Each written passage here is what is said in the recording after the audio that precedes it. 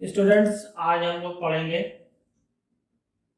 कि vapour phase में mole fraction किसी भी सॉल्यूशन के कंपोनेंट्स जो कि वोलेटाइल हैं उसको कैसे निकालेंगे। तो उसको हम समझेंगे relation between Dalton's law and Raoult's law, Dalton के नियम तथा राउल्ट के नियम के मध्य संबंध। इसकी सहायता से जो है हम लोग वेपर फेज में मोल फ्रैक्शन सॉल्यूशन के वोलेटाइल कंपोनेंट का फाइंड आउट करेंगे।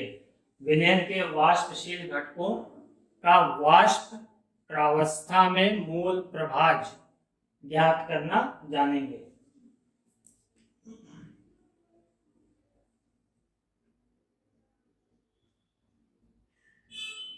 तो मान लीजिए किसी भी सॉल्यूशन में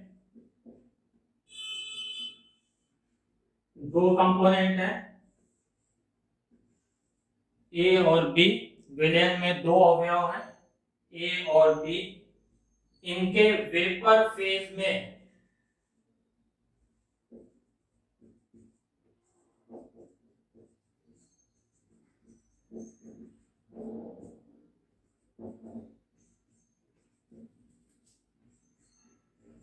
मोल फ्रैक्शन Ya और Yb हैं और इनके पार्शियल प्रेशर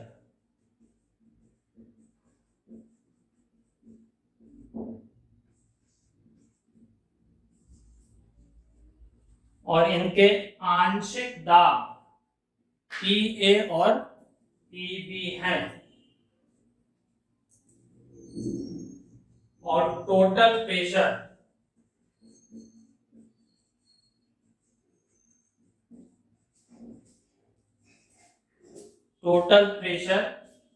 P है। तो अकॉर्डिंग टू डाल्टन्स लॉ, तो डाल्टन के नियम के अनुसार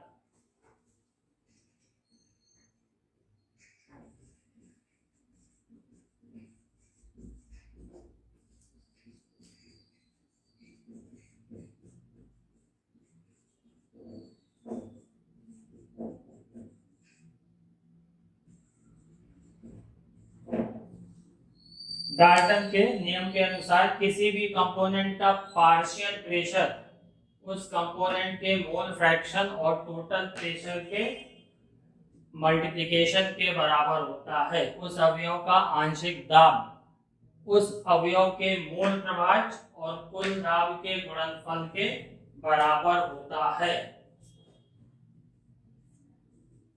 तो हम यहां से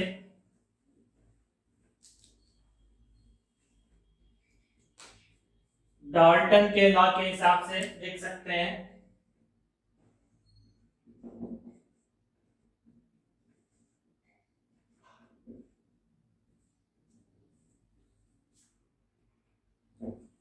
PA equal to YA into P, partial pressure of A equal to mole fraction in vapor phase multiplied by total pressure. Similarly, PB दूसरे कंपोनेंट के लिए YB into P.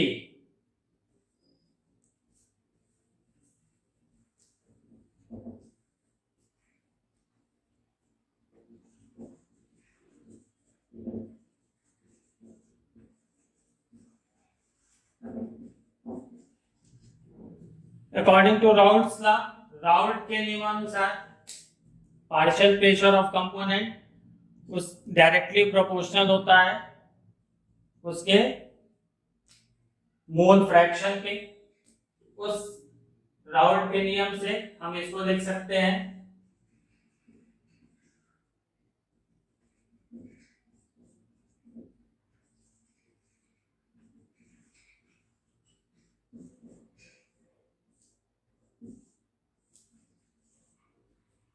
PA partial pressure of component A का आंशिक दाब उसके pure state vapour pressure into mole fraction.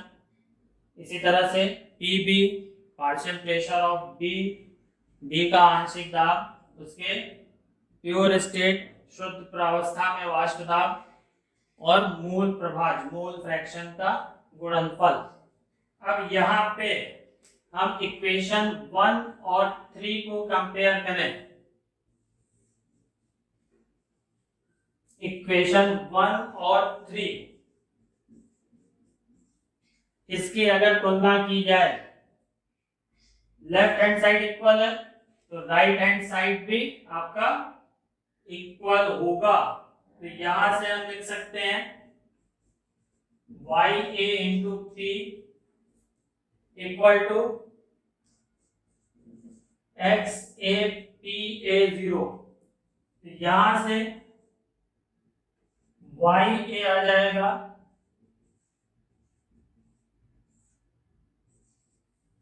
और यहां पर p क्या है, टोटल प्रेशर ऑफ गैस। तो इसकी जगह आप क्या लिख सकते हैं,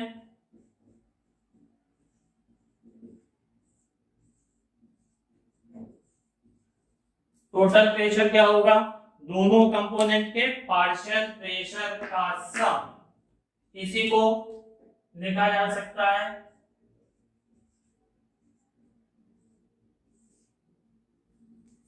x a0 p a0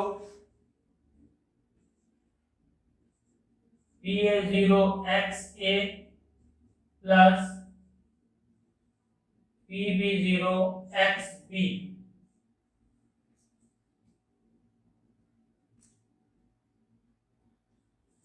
अब अगर इसी तरह से इक्वेशन 2 और equation 4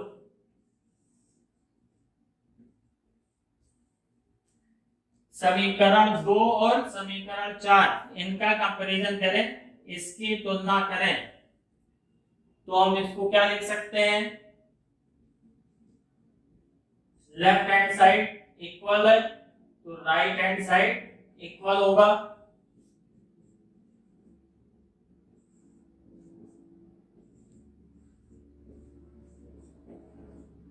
yb into p equal to pb0 xb। यहां से yb लिखा जा सकता है pb0 xb divided by p। यहाँ p टोटल वेपर प्रेशर है तो इसको हम लिख सकते हैं pb0 xb partial pressure of a plus partial pressure of b।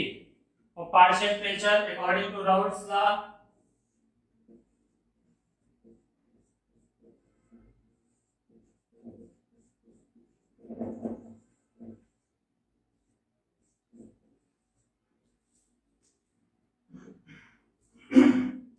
Partial pressure लिखा जा सकता है राउल्ट्स लॉ से Pa0 XA plus Pb0 XB।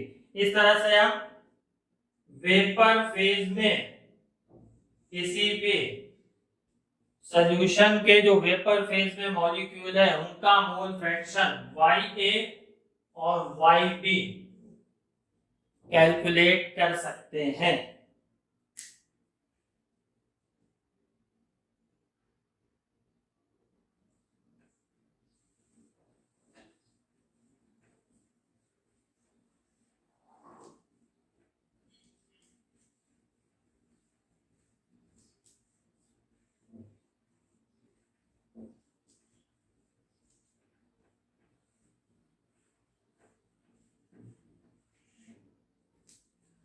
अब नेक्स्ट टॉपिक, राउल्ट्स लॉ और हेनरी लॉ की तुलना।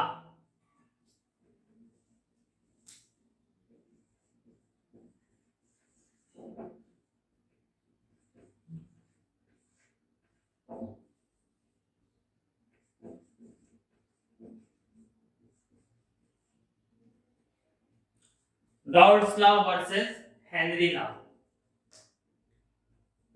तो राउल्ट्स लॉ क्या कहता है,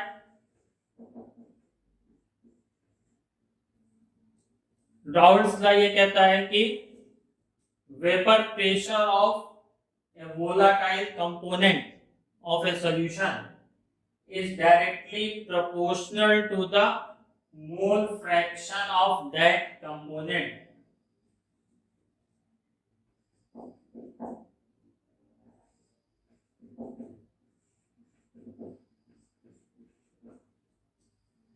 किसी कोई कंपोनेंट अगर A है तो उसका पार्शियल प्रेशर डायरेक्टली प्रोपोर्शनल होता है उसके मोल फ्रैक्शन के। ये राउल्ट का नियम है।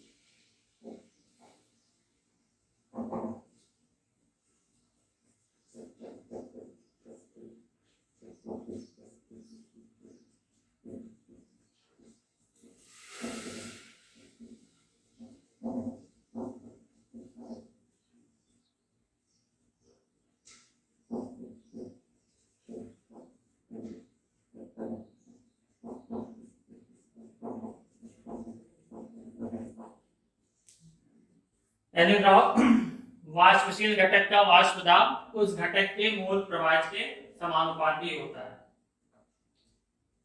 हेनरी लॉ से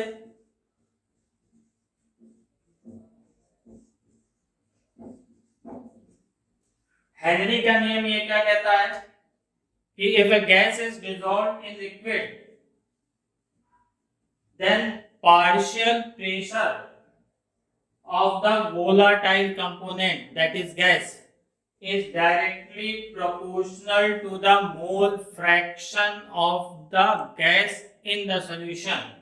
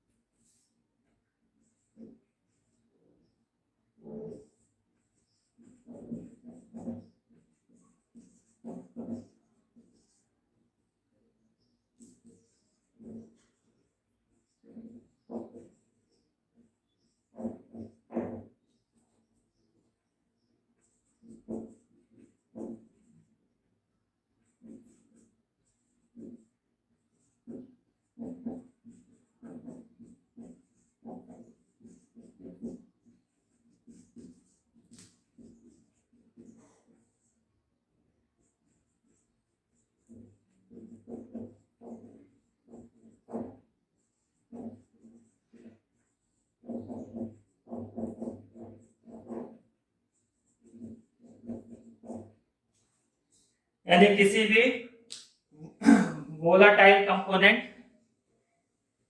अर्थात गैस जो किसी सॉल्यूशन में या सॉल्वेंट में डिसॉल्व होती है उसका पार्शियल प्रेशर उस सॉल्यूशन में उस कंपोनेंट के यानी उस गैस के मोल प्रवाह के प्रोपोर्शनल होता है और इसको लिखेंगे PA इक्वल टू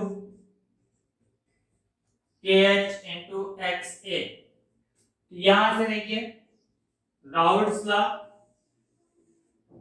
और हेनरी लॉ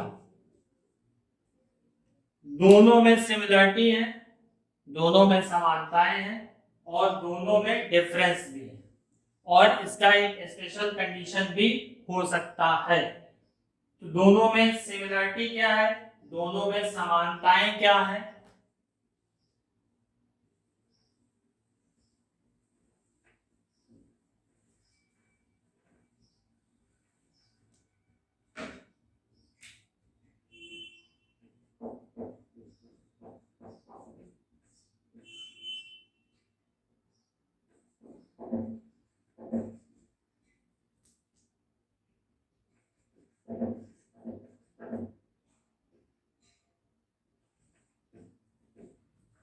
दोनों की सिमिलरिटी समानताएं क्या है कि दोनों ही जो है वो वोलाटाइल कंपोनेंट के लिए एप्लीकेबल है, दोनों ही वाष्पशील घटक में लागू होते हैं।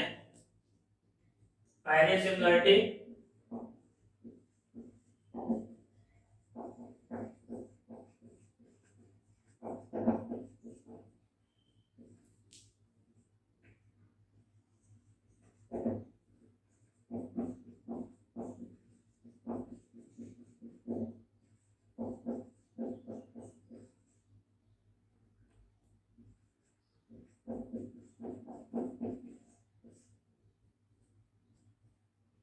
दोनों ही वोलाटाइल कंपोनेंट में लागू होंगे। और दूसरी सिमिलरिटी,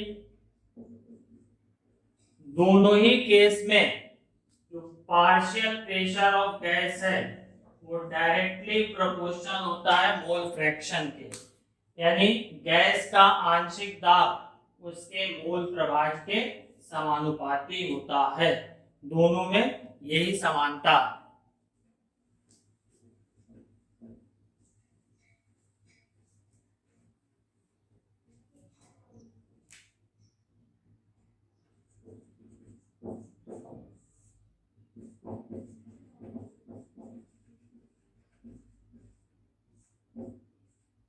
अब दोनों में अंतर क्या है, दोनों में डिफरेंसेस क्या है?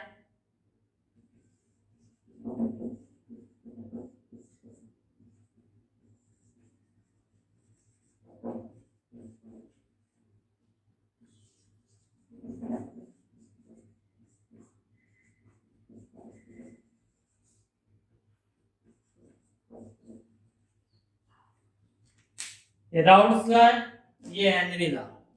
इसमें डिफरेंस केवल हेनरी कांस्टेंट और प्योर स्टेट वेपर प्रेशर का है, यानी इसमें प्रोपोर्शनलिटी कांस्टेंट का डिफरेंस है, दोनों में समानुपाती स्थिरांक का अंतर है।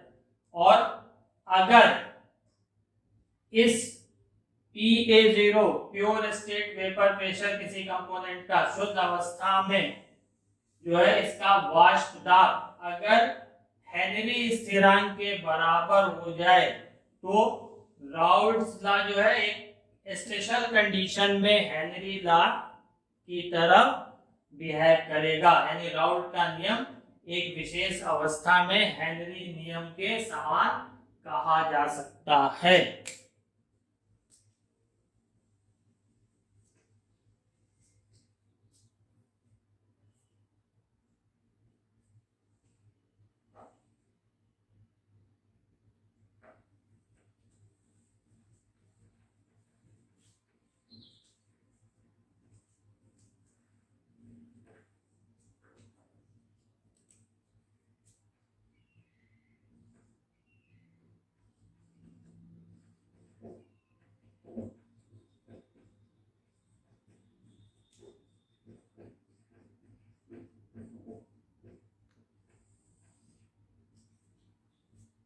अब अगला टॉपिक है आइडियल सॉल्यूशन, आदर्श विलयन।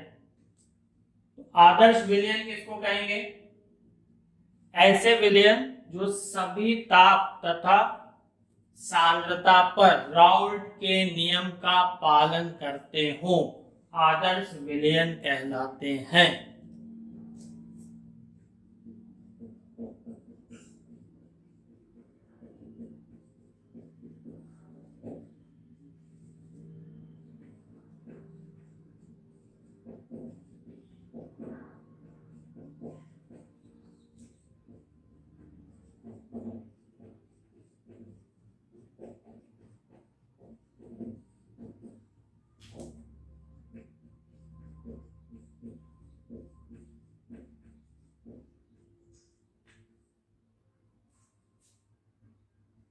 यानी a solution which obeys Raoult's law in the entire concentration range and at all temperature is known as ideal solution.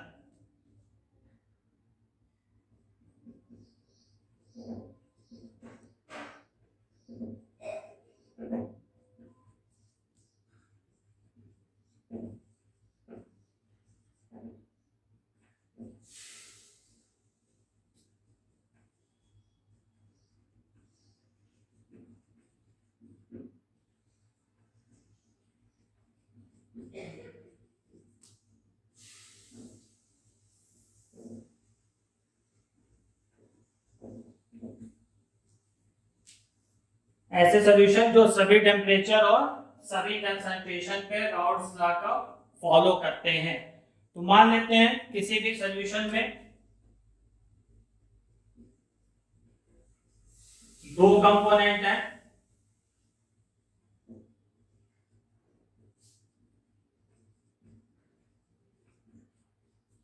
किसी भी विलयन में दो अवयव हैं या दो घटक हैं ए और बी,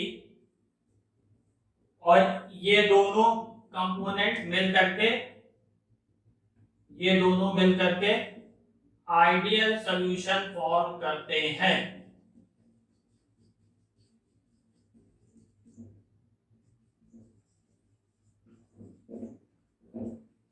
ये दोनों मिलकर के आदर्श विलयन बनाते हैं।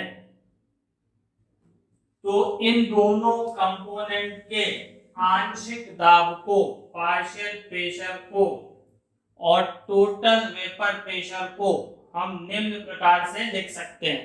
We can write partial pressure and total pressure of these components in following ways according to Raoult's law.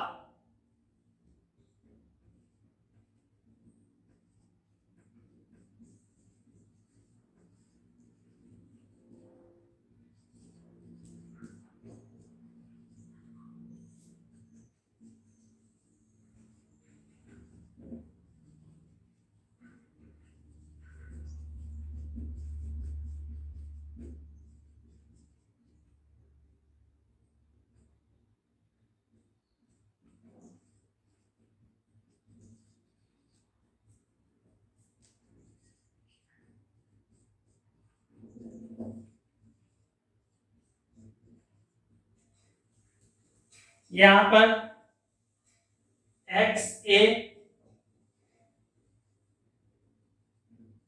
Liquid A का मोल प्रवाह है, मोल फ्रैक्शन, और XB लिक्विड B का मोल फ्रैक्शन है, लिक्विड B का मोल प्रवाह।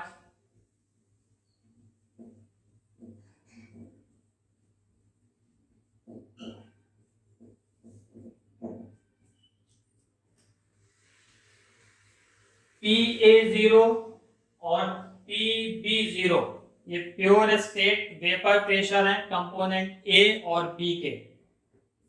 शुद्ध अवस्था में घटक A और B के वाष्प दाब हैं।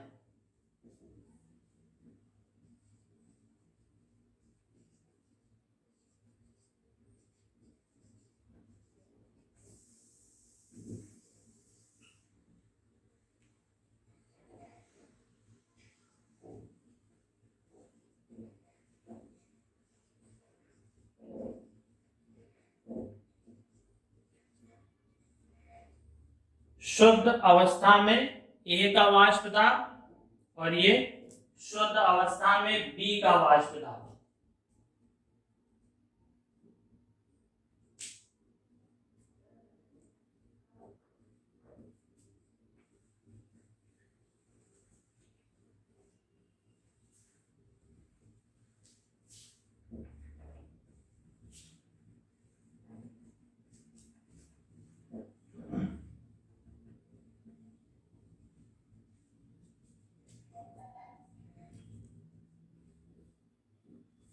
अब जो है आइडियल सॉल्यूशन बनेगा कब, when the ideal solution is form या व्हेन आइडियल सॉल्यूशन रिजल्ट्स। तो इसके दो फैक्टर हो सकते हैं। पहला यानी आदर्श विलयन कब बनेगा, जब दोनों कंपोनेंट की मॉलिक्यूलर साइज, आणविक आकार जो है वो लगभग समान हो।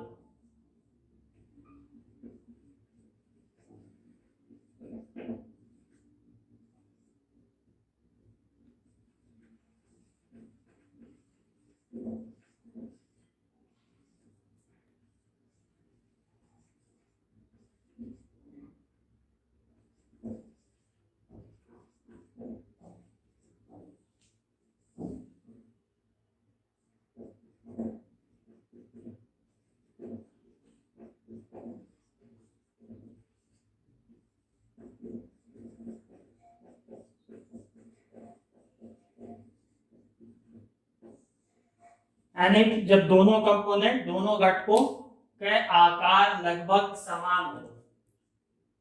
दूसरी कंडीशन तब होगी आदर्श विलयन बनने की कि जो इंटरएक्शन फोर्स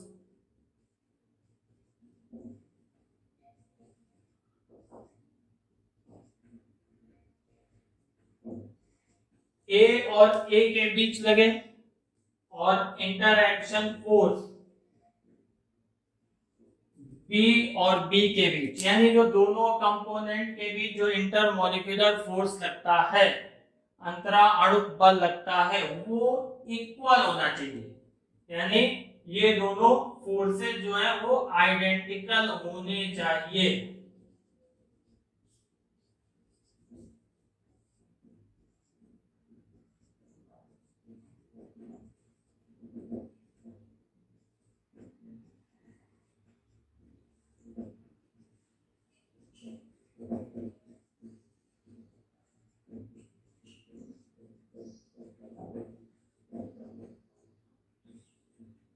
यानी दोनों अवयव, दोनों घटक ए और ए के बीच जो अंतराणुक बल लगता है या आकर्षण बल लगता है, और बी के बीच जो अंतराणुक बल लगता है, ये बराबर होना चाहिए, तभी आइडियल सॉल्यूशन बनेगा।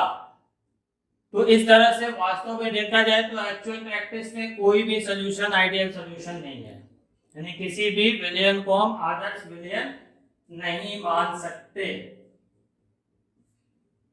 फिर भी जो दो कंपोनेंट जिनके मॉलिक्यूलर साइज सेम हो और इंटरैक्शन फोर्स अंतराणुक बल जो है लगभग समान हो, तो उनको आदर्श विलयन माना जाता है। और उसके लिए कुछ ऐसी स्थितियां हैं जिसका वो अगर पालन करें तो उनको आदर्श विलयन कहा जा सकता है। तो आइडियल सॉल्यूशन जो है वो कुछ अपनी कैरेक्टरिस्टिक्स रखता है, तो उसी को जानेंगे कि आइडियल सॉल्यूशन कब होगा।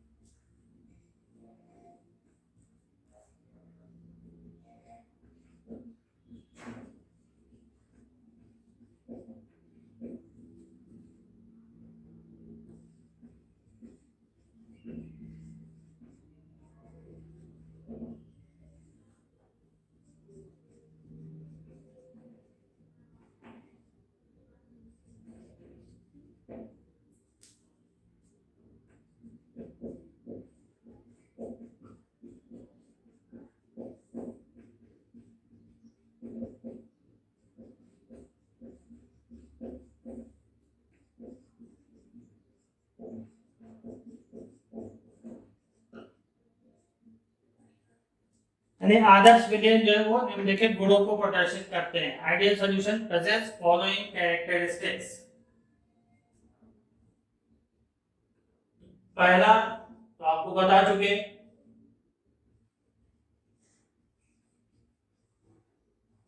ओबे राउल्ट्स लॉ, राउल्ट के नियम का पालन करें।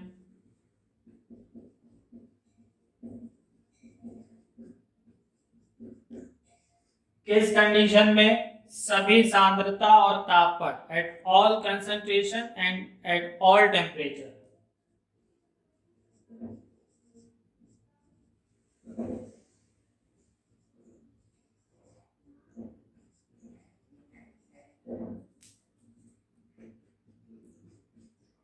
दूसरी कैरेक्टरिस्टिक्स, दूसरी विशेषता आइडियल सॉल्यूशन की,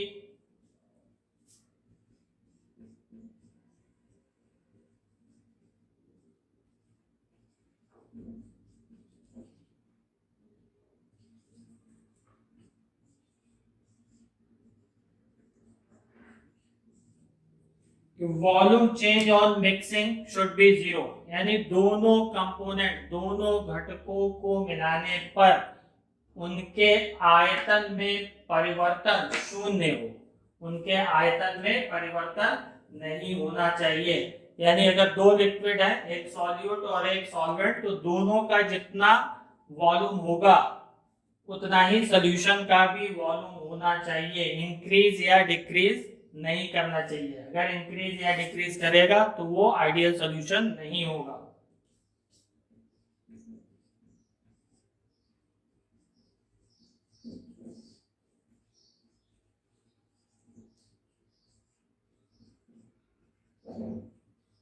यानी विलेय और विलायक दोनों का आयतन विलयन के आयतन के ठीक बराबर होना चाहिए, ना तो अधिक हो और ना ही कम हो। तीसरी कैरेक्टरिस्टिक्स आइडियल सॉल्यूशन की, आदर्श विलयन की तीसरी विशेषता,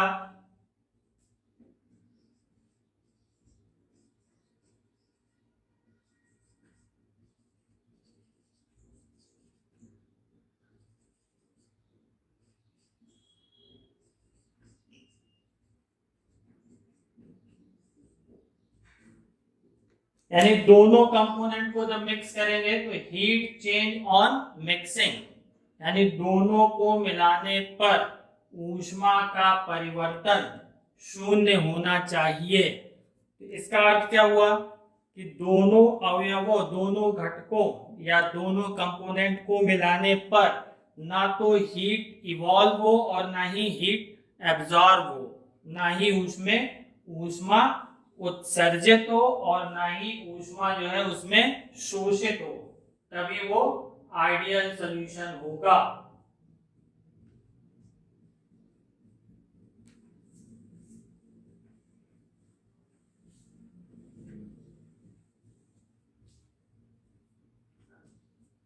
चौथी कंडीशन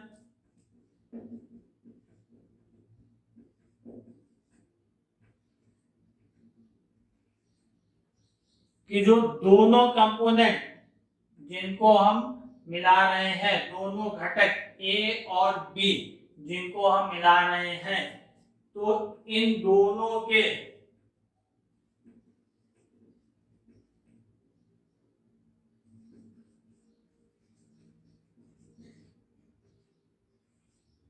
इंटरमॉलिक्यूलर फोर्स, यानी एक और ए के बीच जो इंटरमॉलिक्यूलर फोर्स लग रहा था, बी और बी के बीच जो इंटरमॉलिक्यूलर फोर्स लग रहा था, वो ऑलमोस्ट सेम होना चाहिए, ऑलमोस्ट आइडेंटिकल होना चाहिए।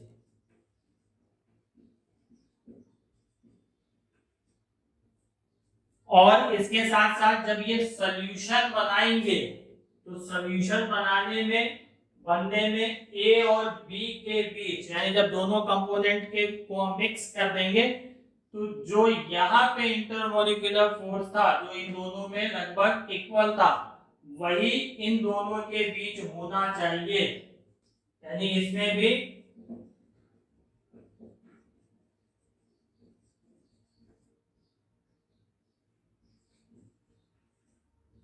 इंटरमॉलिक्यूलर फोर्स जो है वो सेम या आइडेंटिकल होना चाहिए।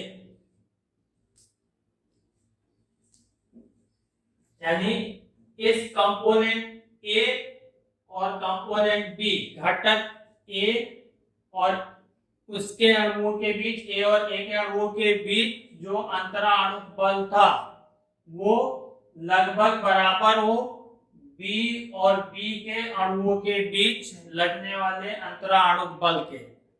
और यही चीज जो इन दोनों के बीच जो फोर्स लग रहा है, एग्जैक्टली उतना ही अंतराणु बल जो है ए और बी के बीच भी लगना चाहिए, तभी सॉल्यूशन आइडियल कहलाएगा, तभी विलयन आदर्श होगा। अगर ऐसा नहीं होगा, इंटरमॉलिक्यूलर फोर्स दोनों कंपोनेंट को मिक्स करने पे इंक्रीज कर जाएगा, बढ़ जाएगा या घट जाएगा, डिक्रीज कर जाएगा, तो वो आइडियल सॉल्यूशन नहीं होगा।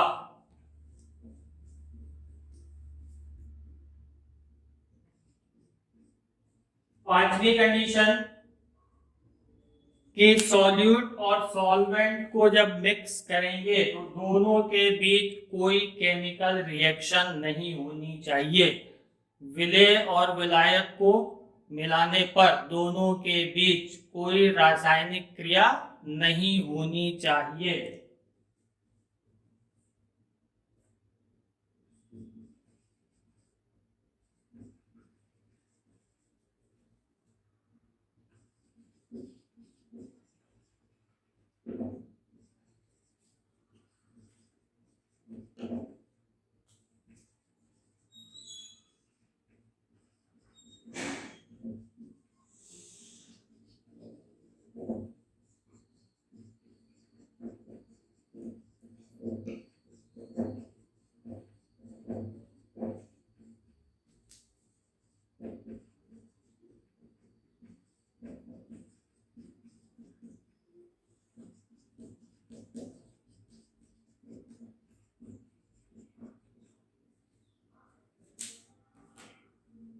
जैसे फॉर एग्जांपल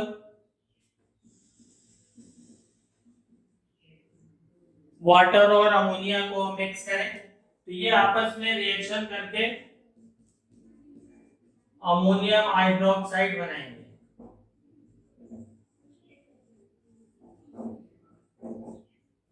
इस तरह का सॉल्यूशन जो है वो नॉन आइडियल सॉल्यूशन कहलाएगा।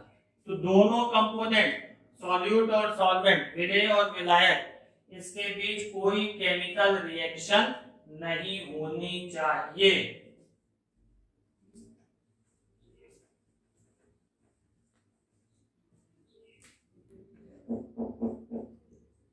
नेक्स्ट इसकी कंडीशन है solute should not be dissociate in the ideal solution।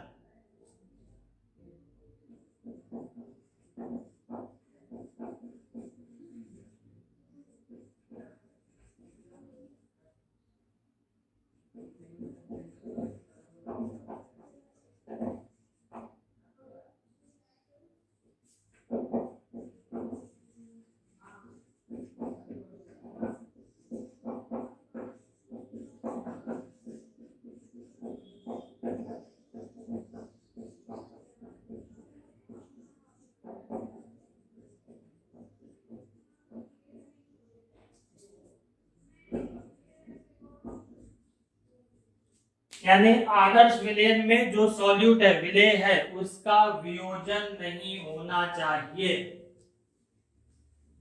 जैसे NaCl है, ये एक्वस सॉल्यूशन में Na+ और Cl- आयन में डिसोसिएट हो जाता है। तो अगर इस तरह से डिसोसिएशन होगा तो वो सॉल्यूशन नॉन आइडियल होगा, अनादर्श होगा।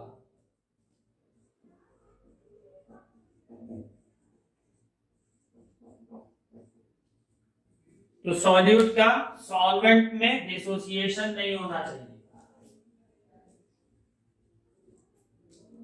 इसी तरह से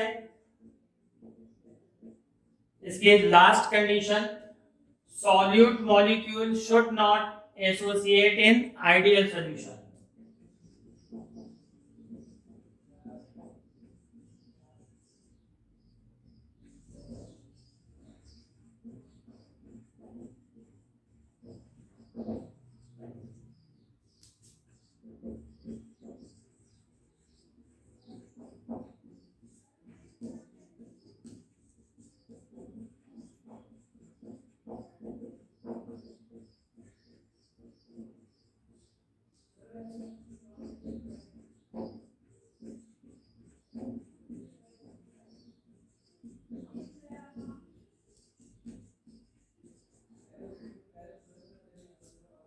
यानी आदर्श विलयन में विलेय के अणुओं का संगुणन या एसोसिएशन नहीं होना चाहिए। अगर उनका एसोसिएशन होगा तो वो आइडियल सॉल्यूशन नहीं होंगे। जैसे फॉर एग्जांपल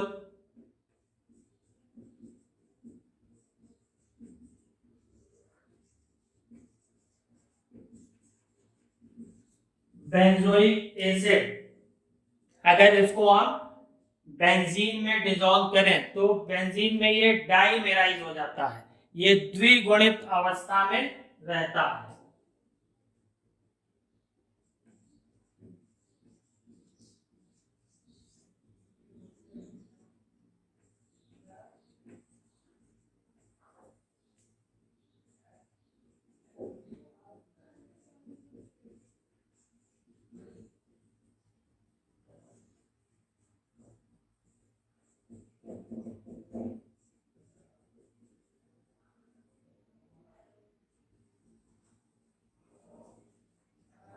और ये ऐसा हाइड्रोजन बॉन्डिंग के कारण,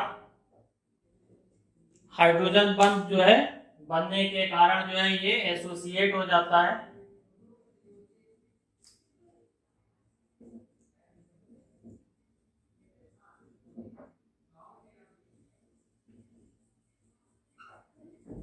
इसमें CO बॉन्ड में पार्शियल पोलैरिटी डेवलप होती है ड्यू टू इलेक्ट्रोनेगेटिविटी डिफरेंस।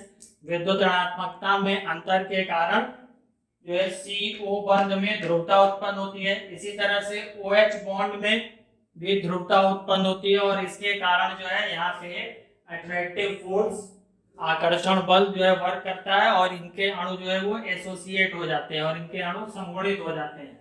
तो इसका एसोसिएशन या डिसोसिएशन दोनों नहीं होना चाहिए। अगर ऐसा होगा तो वो आइडियल सॉल्यूशन नहीं होंगे।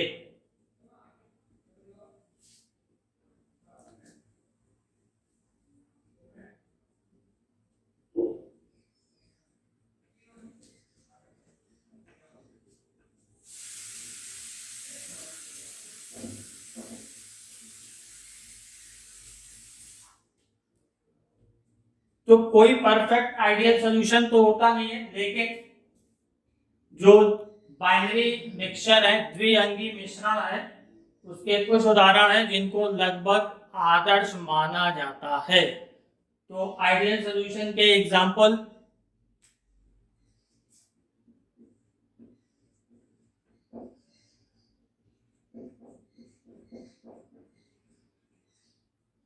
बेंजीन और टॉलुइन का मिश्रण, इसमें एक सॉल्यूट होगा, एक सॉल्वेंट, एक विलेय होगा, दूसरा विलायक।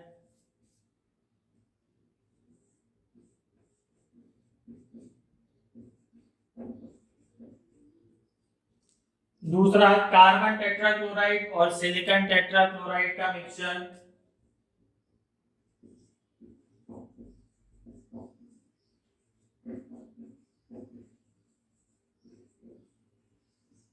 तीसरा एग्जांपल नॉर्मल हेक्सेन और नॉर्मल हेप्टेन का मिक्सचर।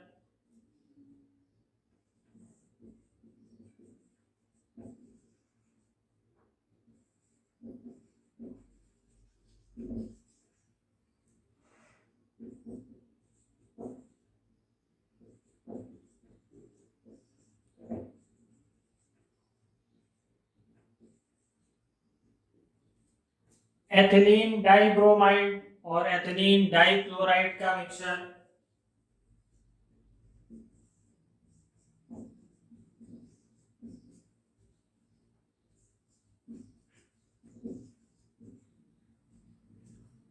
क्लोरोबेंजीन और ब्रोमोबेंजीन का मिक्सचर।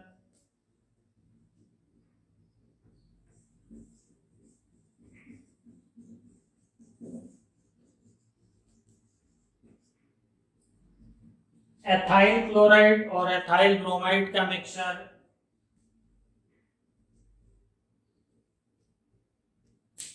तो ये लगभग आइडियल सॉल्यूशन को फॉलो करते हैं, ये सब मिलकर के आइडियल सॉल्यूशन बनाते हैं।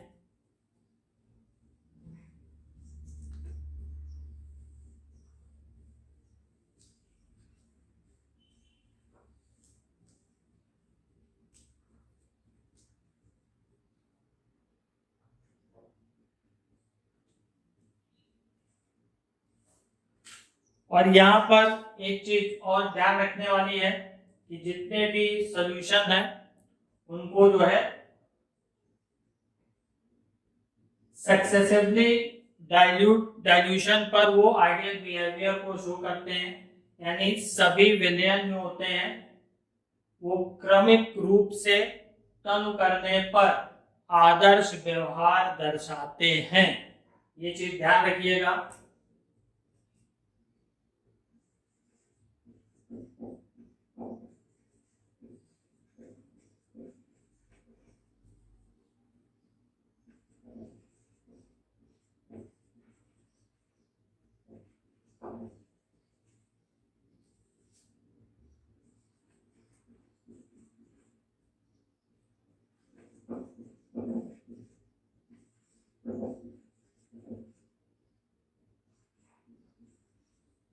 यानी कि सभी विलयन क्रमिक रूप से तनु करने पर आदर्श व्यवहार दर्शाते हैं।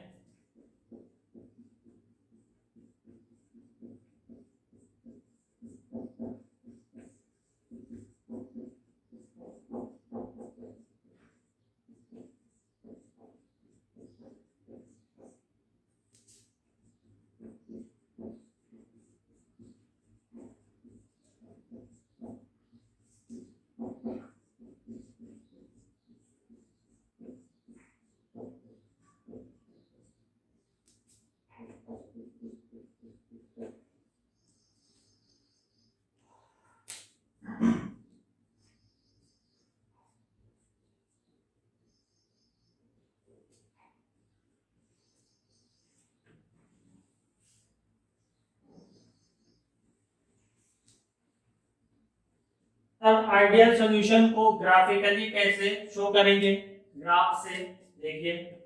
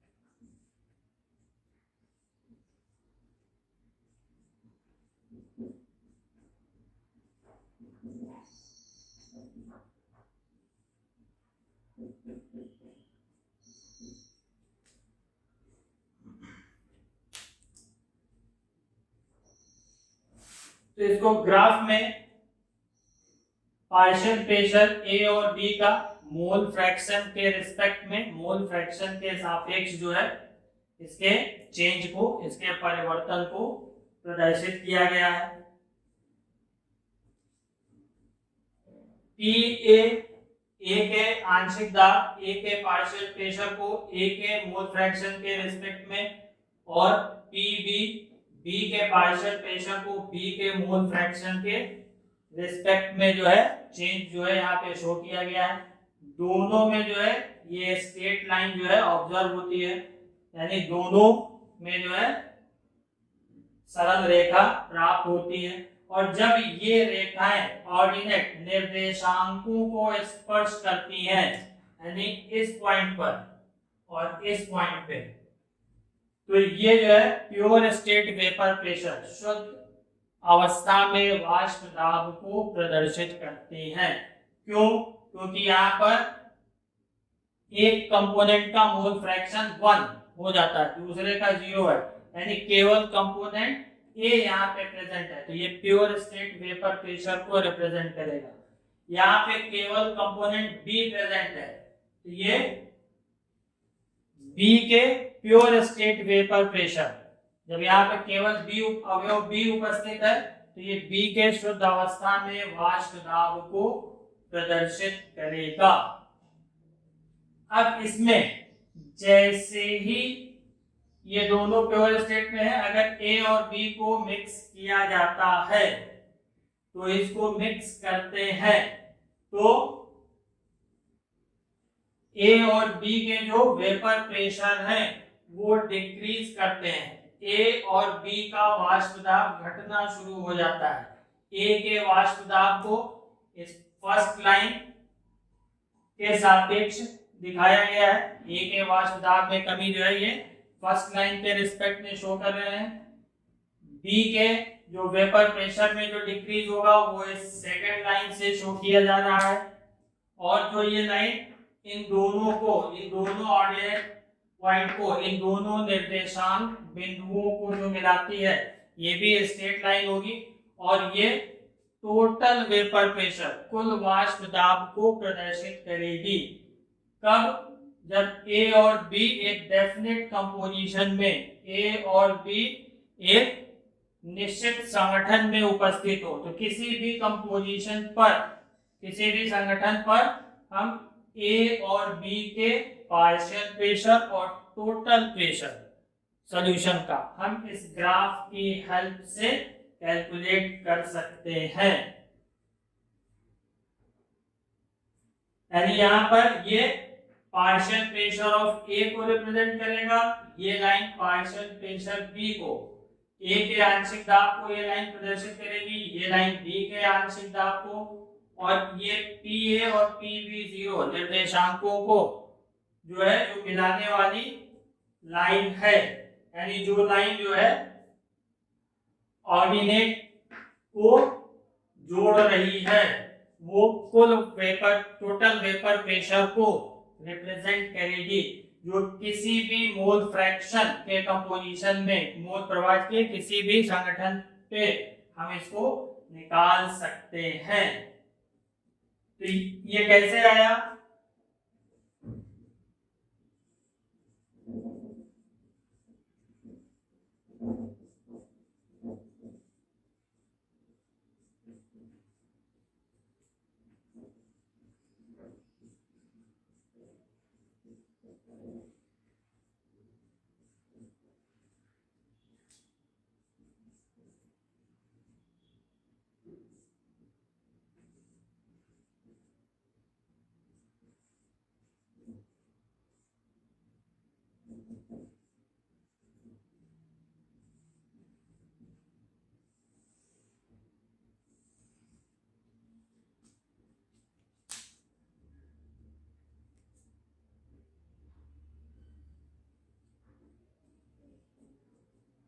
यहां पर ये जो इक्वेशन मिली, इस इक्वेशन को देखिए, ये स्ट्रेट लाइन के इक्वेशन को फॉलो करती है। y is equal to mx plus C. तो यहाँ पे दो वेरिएबल है, वेपर प्रेशर और मोल फ्रैक्शन, इसी इक्वेशन को फॉलो करती है। इसीलिए दोनों कंपोनेंट के, दोनों घटकों के जो आंशिक दाब का कर्व है वो स्ट्रेट लाइन आएगा। ये स्ट्रेट लाइन है यहाँ से यहाँ, ये ए के आंशिक दाब के लिए, ये बी के आंशिक दाब के लिए, और ये टोटल प्रेशर के लिए। तो आज के वीडियो में बस इतना ही, आइडियल सॉल्यूशन। अगले वीडियो में नॉन आइडियल सॉल्यूशन लेके आएंगे। तब तक आप लोग सुरक्षित और स्वस्थ रहिए।